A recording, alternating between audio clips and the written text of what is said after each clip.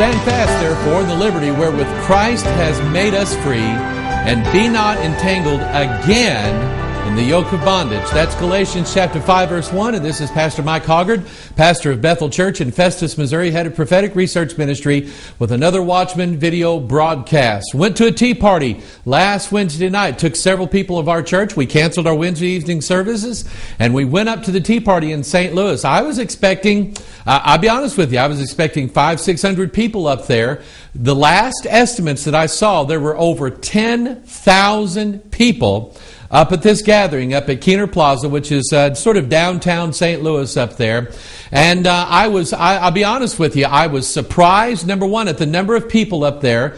Number two, I was surprised and pleasantly pleased at the response of some of the people that went with us, or in fact, all of the people that went with us from our church up there. I was glad to see what they were doing up there. We were up there passing out flyers for our website, and I want to say publicly, I'm proud of our church for just the little bit that we contributed to up there. But more importantly, I was glad to see what I saw up there. I saw people who I think represent probably mainstream America. I saw working class people. I saw business owners. I definitely didn't see anybody of any wealth or status. There were no politicians there that I knew of or that I saw.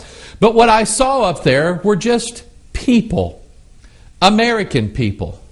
People who wanted to come into a gathering place and voice their opinion. Now, I don't know who was listening, but they wanted to voice their opinion, and I'm going to show you some of the things that they said with their permission to us when we went up there. But we went up there promoting our website. I'll be honest, I didn't hear, there was a couple speeches made. I didn't hear the speeches that were going on.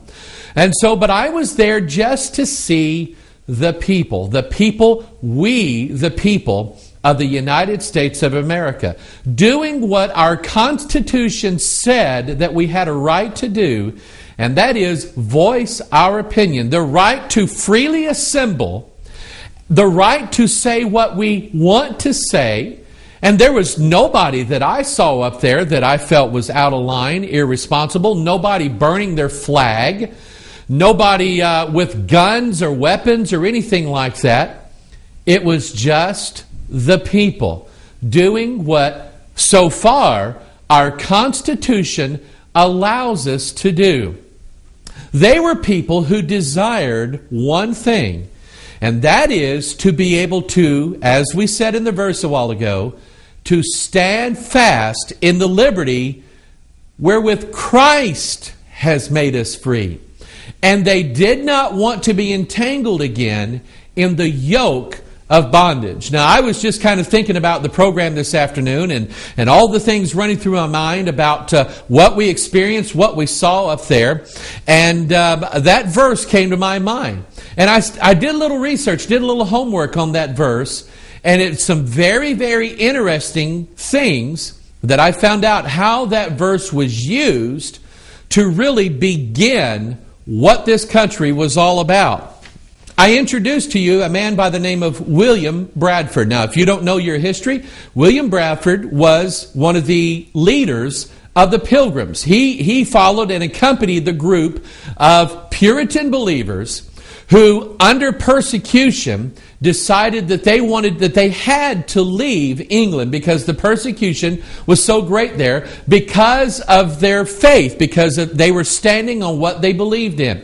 At first, they went to Holland. We have a lot of people who follow us from the Netherlands, and God bless you.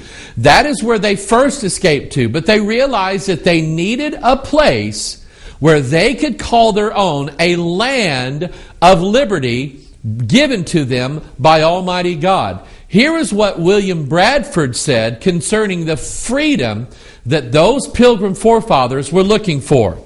He said, they shook off this yoke of anti-Christian bondage, and as the Lord's free people joined themselves by a covenant of the Lord into a church estate in the fellowship of the gospel, to walk in all his ways made known unto them, according to their best endeavors, whatsoever it should cost them, the Lord assisting them. So you see right there in that quote that he is directly quoting from the Scriptures the yoke of anti-Christian bondage. These people wanted to be free. They wanted to worship God the way Christ intended for them to be free. And they didn't want to be entangled with the yoke of bondage anymore.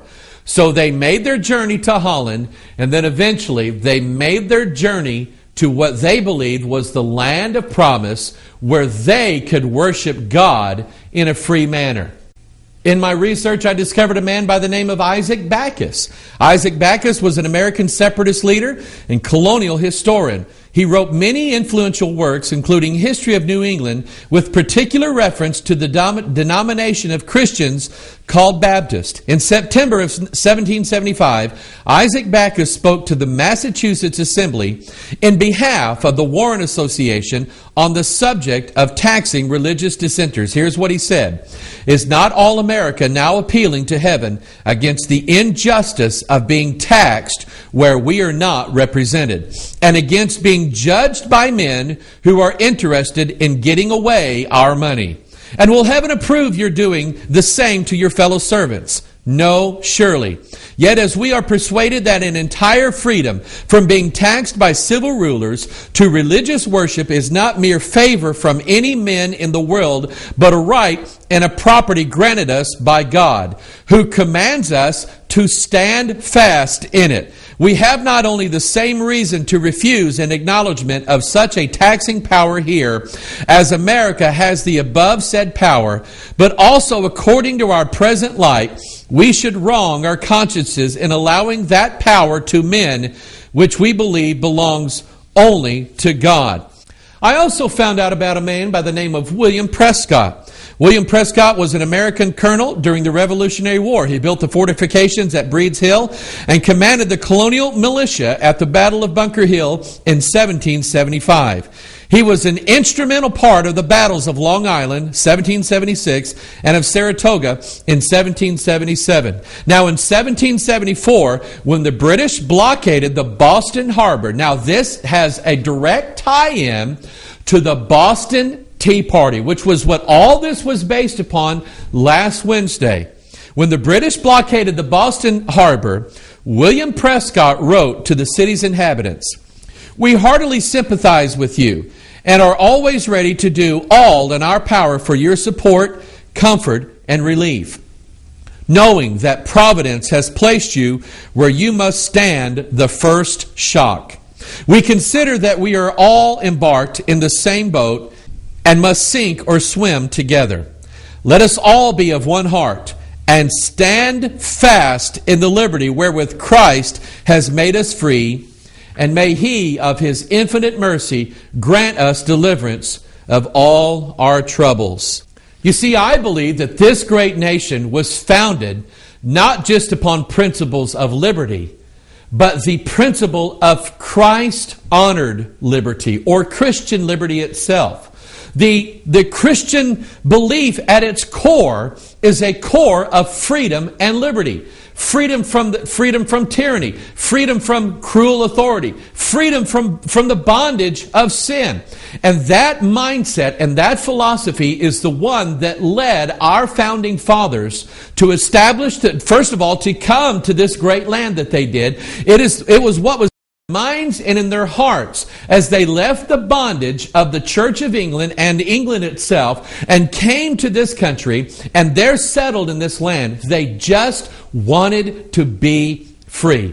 And it was that thing that they taught their children, and their children taught their children, up until the time of the Revolutionary War, when men in this country decided that they wanted, above all things, even at the cost of their own life, they wanted to be free. Now that freedom was given to them, they dared not ever want or desire to go back into the bondage that they were in. Hence, they wrote the Constitution of the United States. What a great founding document it was. A document, a piece of paper that was to be the law of this land, that decided that men should be free. And as I was at that tea party there the other night in St. Louis, that's what I saw.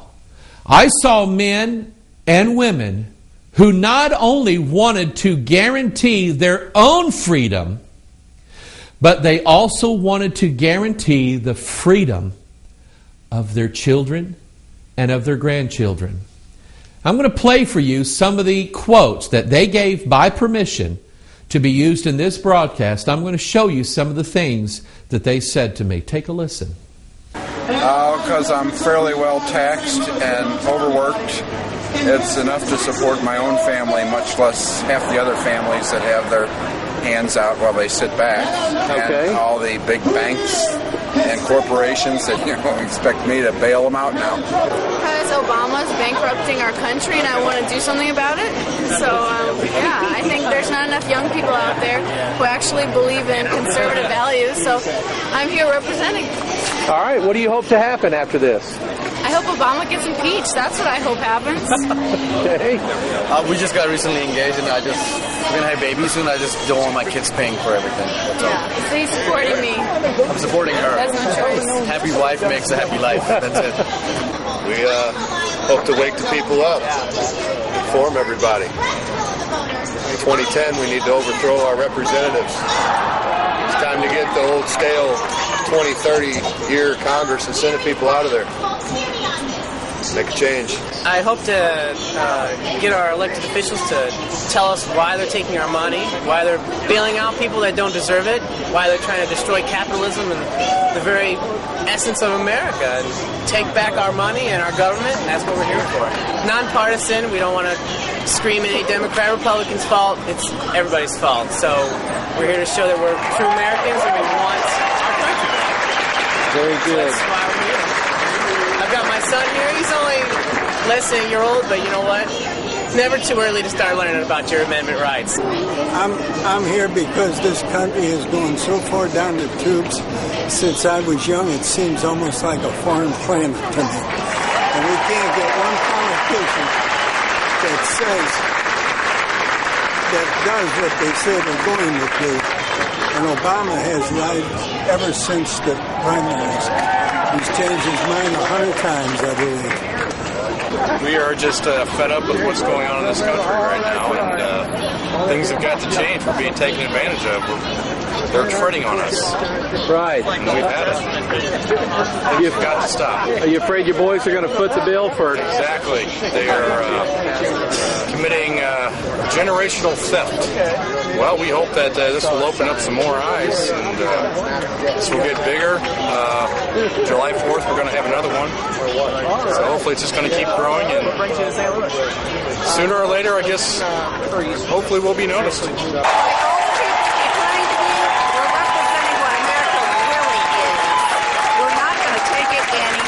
Very good.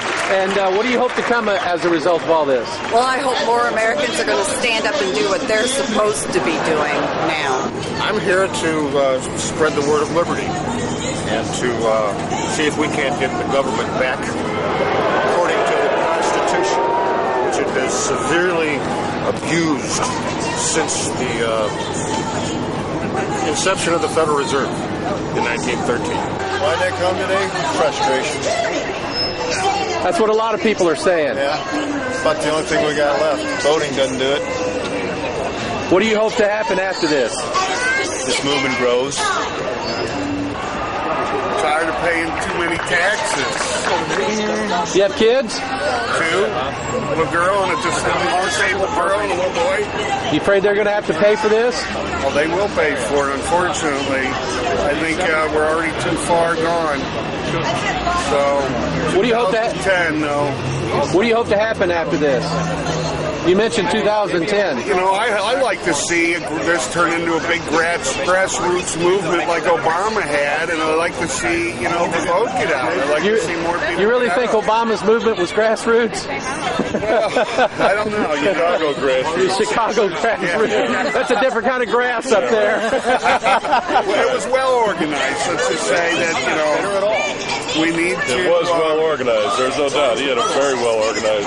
You got to give that to him. Oh, yeah. There's no doubt about that. So you want change, right? I do want change. God save America. Amen. Amen. What do you hope to happen after this? I would like to see people watch what's really happening. They've got their heads in American Idol. They need to open their eyes and see what's happening in this nation to take it back for our children and our grandchildren. To support my country, to ask for term limits. These people are all the same here.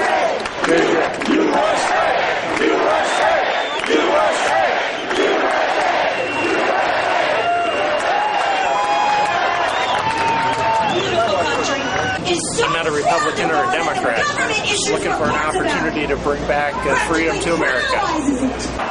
Because we're tired of what's going on in Washington. Very tired. Very tired. You guys have kids, grandkids? Yes. Grandkids, kids, the whole ball. You don't want them paying for all this? And you better believe I don't want them paying for it. What do you hope to happen after this? I hope that there's a grassroots movement that gets so strong that we have total tax reform and that we have term limits in Congress. Free defeat. Yeah. Can I ask you guys a question? Why did you guys come today? It's our future too. You gotta fight for it. Yeah, it's our country. We gotta pay back the debt. It's our generation too. Very good. What do you hope to happen after all this? There's some action. Action. Action? Open for some smaller government. It's gotten too large. It needs to just be completely redone. It's out of control. Out of control. Out of worrying about our children's future, of course. That's what I hear from a lot of people. They don't want their kids and their grandkids paying for all this. Absolutely not. What do you hope to happen after all this? If anyone would just listen to us, that'd be great. That'd be great. Stop calling us the French outlining of the Republican Party. We're just everyday people. Want to do what's right. Does that stand for what's that for? Let's go on a church website. So. Oh, that's what it stands for. How about the clean version? Very good. Can I ask you a couple questions for our website? I got one of those, actually. Okay. Yeah. Why'd you come today? Well, it's a sad day in America when we see $3.5 trillion in spending with no accountability. Right. It's very sad. And our children can't afford it. And our politicians can't afford it. And they've robbed our children's future blind. And it's a shame. Hope enough people wake up and realize that it doesn't matter what party they vote for as long as they elect people that are fiscally conservative and stand for the beliefs of our nation that our nation was founded on. And I'm hoping that we get enough people to get off their rear ends and go out and really take an active role in this, and I hope they will. What do you think about the Department of Homeland Security that's, in their latest report, targeting our veterans as they come back as extremists and terrorists? It's anti-American. It is. It's sick. It really is sick. It makes you mad. It's very disheartening. It really is.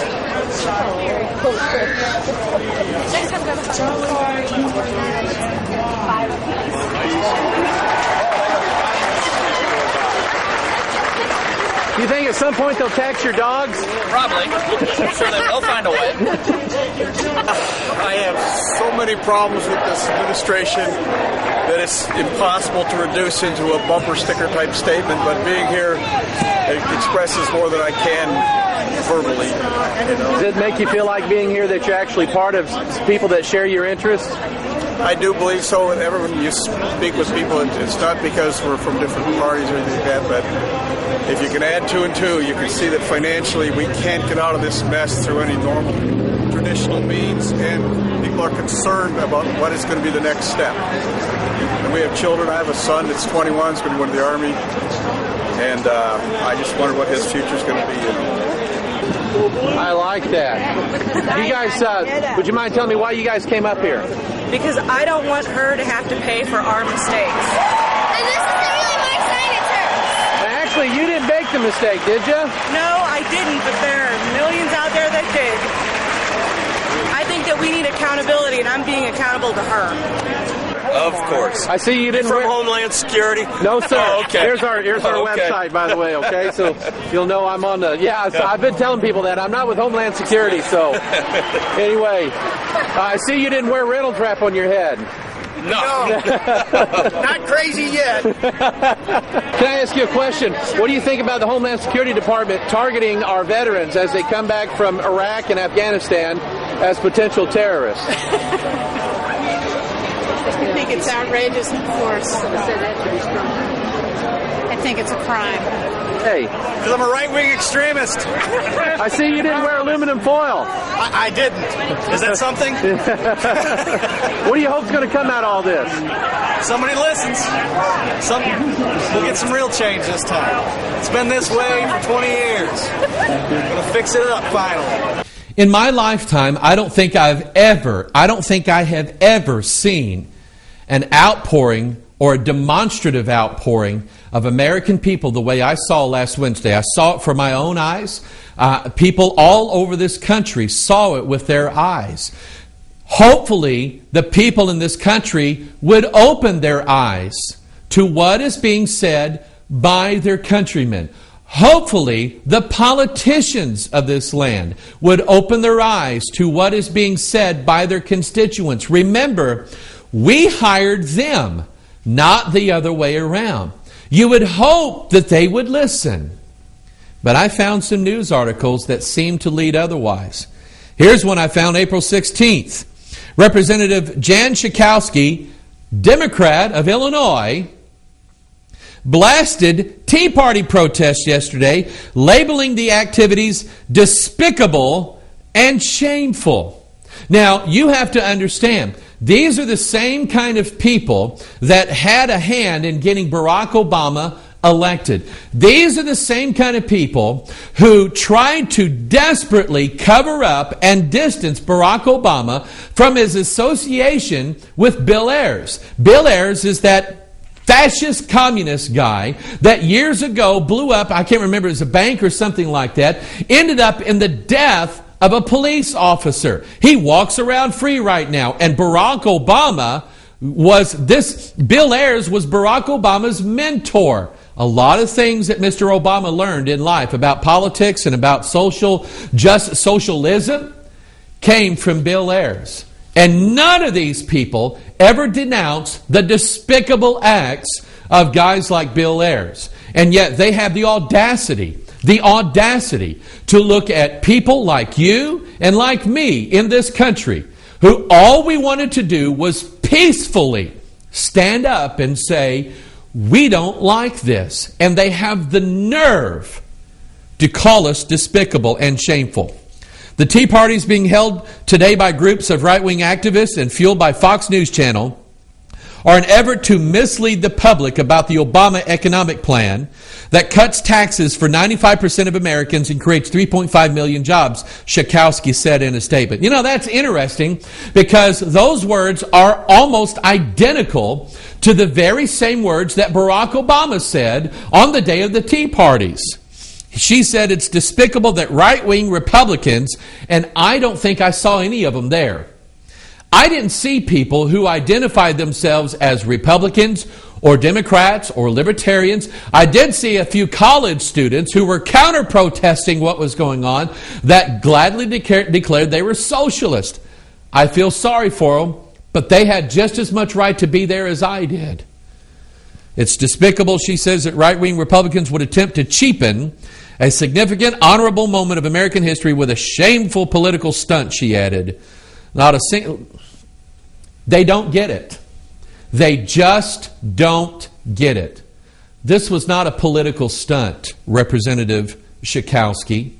This had nothing to do with politics. In fact, it was the absolute absence of politics. No politician spoke at these events. I didn't see a politician and their entourage up there. Now, they may have been up there, but 10,000 people, I didn't see them. I just didn't get that impression from being there.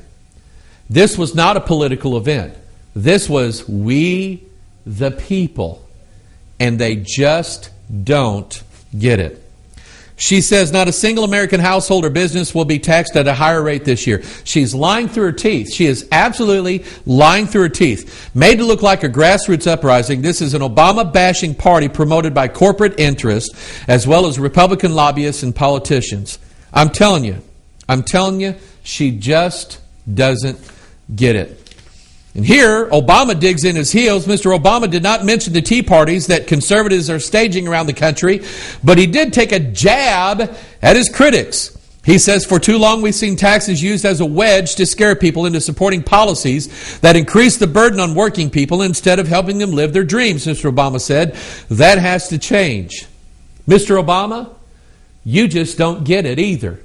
So basically, while everybody is trying to send their voice, as their right to do, to Washington, D.C., those who are responsible for inciting that voice just simply stood their ground and said, I'm going to ignore all you people. We're still going to do what we're going to do. You see, it didn't change their opinion. I don't know what's going to happen in our country, but you pray for your country. Then, not only are the politicians voicing their opinion against the people, and here this one Representative Backus blamed Fox News for inciting all this. Now we have Anderson Cooper, who I found out just today that he's a homosexual, goes on his rant on CNN, the Communist News Network. I don't mind calling them that. Goes on a rant on CNN and actually uses a dirty, filthy remark concerning us 10,000 people in St. Louis gathered together to voice our opinion. Take a listen to what he said. Republicans have got away. They still haven't found their voice, Anderson. This happens to a minority party after it's lost a couple of bad elections, but they're searching for their voice. It's hard to talk when you're teabagging. David Gergen, appreciate it very much. Ali Velshi as well. Thanks very much.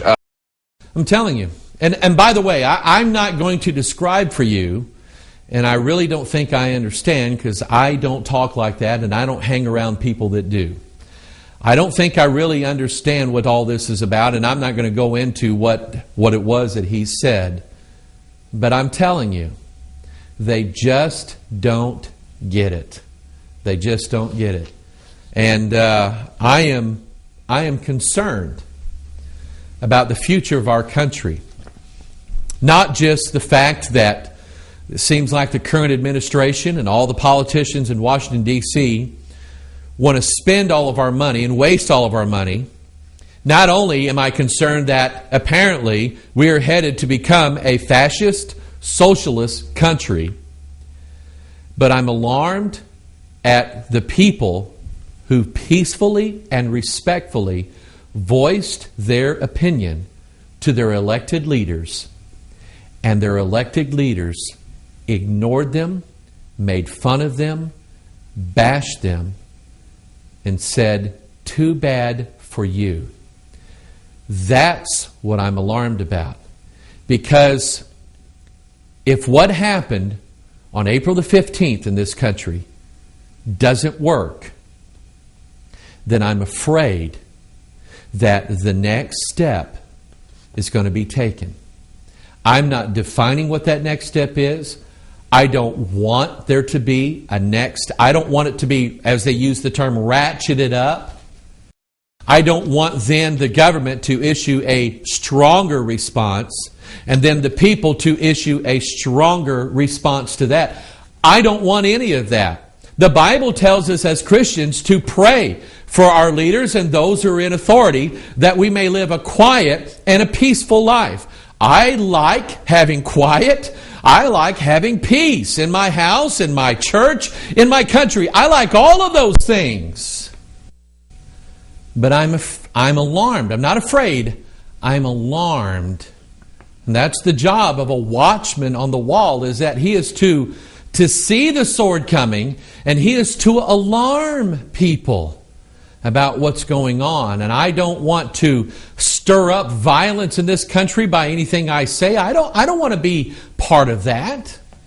But I want to send an alarm, because I am alarmed at what may very well happen in this peaceful, beautiful country called the United States of America.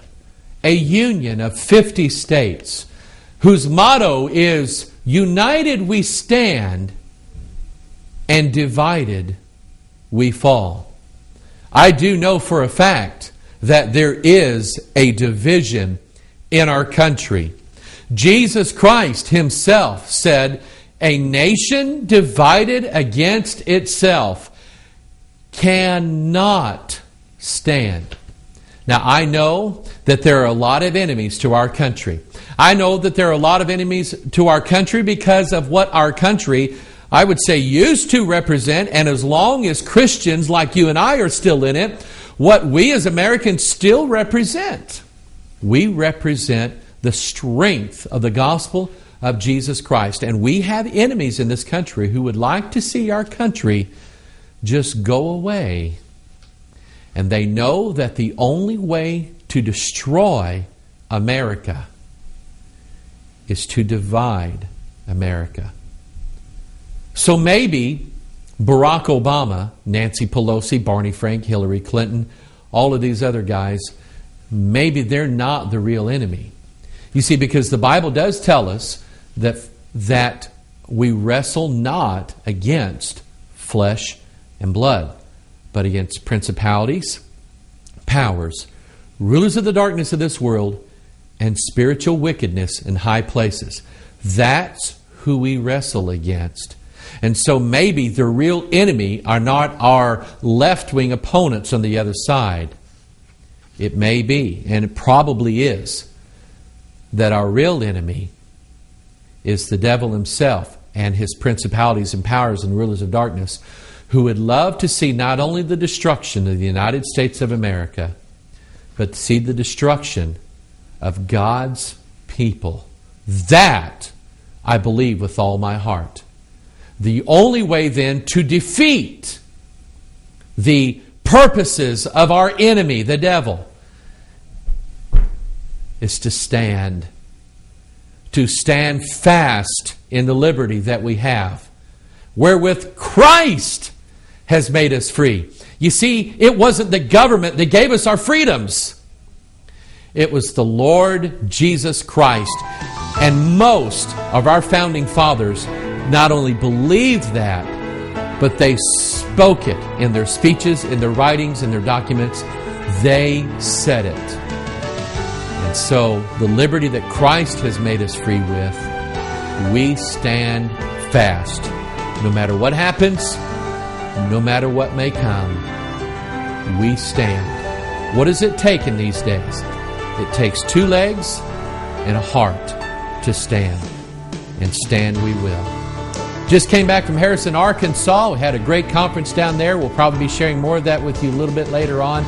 But I'm a little tired today. So we're going to end the program right here. We're going to continue our Bible study of 1 Peter next week. Be praying for our ministry. May the Lord bless you. This is Pastor Mike saying bye-bye.